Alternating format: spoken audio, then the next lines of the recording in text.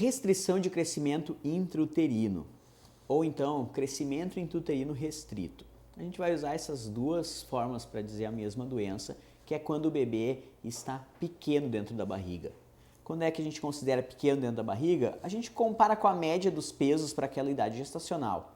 Se 90% dos bebês tiverem mais peso do que este que a gente está analisando, a gente vai considerar que este é um restrito.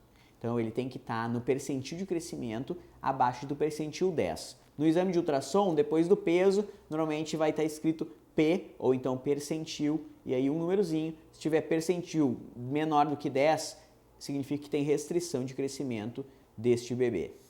O bebê pode ser pequeno por alterações genéticas, por exemplo, os pais são pequenos, a família toda é pequena, eventualmente esse bebê é pequeno. Ou então, os pais nasceram pequenos, pode ser que esse neném siga a tendência de nascer pequeno. Assim como um bebê de pais que nasceram muito grandes, acabam vindo nenês grandes também. Mas também pode ser por vários fatores de risco que fazem com que esse bebê não consiga crescer por não receber um suprimento sanguíneo adequado dentro do útero. O que são fatores de risco para restrição de crescimento? A mãe com mais de 35 anos, uma mãe com menos de 54 quilos quando começa o pré-natal, uma mãe que não consegue ganhar peso ao longo do pré-natal, um intervalo entre duas gestações menor do que 2 anos. Também o álcool aumenta em 2 vezes o risco, o cigarro aumenta em 10 vezes o risco. E alguns outros remédios também podem causar esse risco aumentado. Diversas doenças também aumentam o risco de ter restrição de crescimento. Doença renal crônica, pressão alta, pré-eclâmpsia, diabetes antes da mamãe engravidar, lúpus, anemia crônica, mãe que tem anemias muitas vezes.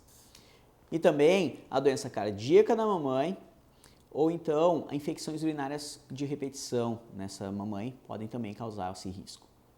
Claro, fatores genéticos também, alguma alteração genética no bebê, ou então infecções dentro desse útero, infecções intrauterinas, e também alguma alteração anatômica, um útero bicorno, por exemplo, ou uma alteração de artéria umbilical única nesse bebê também pode causar.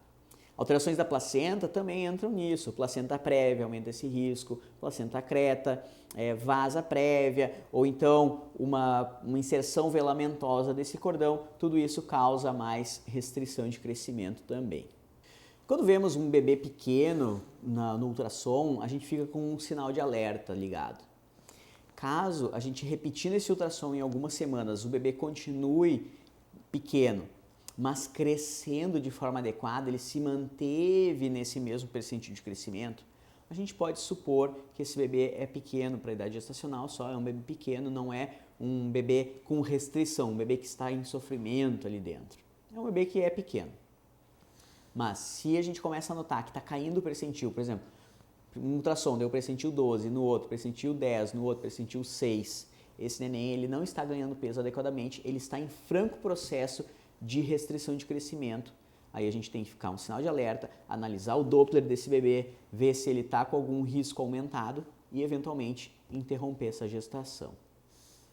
Se a gente diagnostica restrição de crescimento acima de 37 semanas, a gente vai fazer a indução do parto, porque esse bebê já tem um risco aumentado e já está pronto para nascer. Nos casos de bebês prematuros, a gente vai individualizar caso a caso. É obrigação fazer cesariana? Não. A gente pode tentar induzir o parto. Nos casos em que o bebê está com Doppler alterado, está com comprometimento, aí ele tem uma tendência maior a ter um sofrimento durante o trabalho de parto, a gente vai ter uma tendência maior a fazer cesariana. Então tudo vai depender de caso a caso, converse com o seu médico.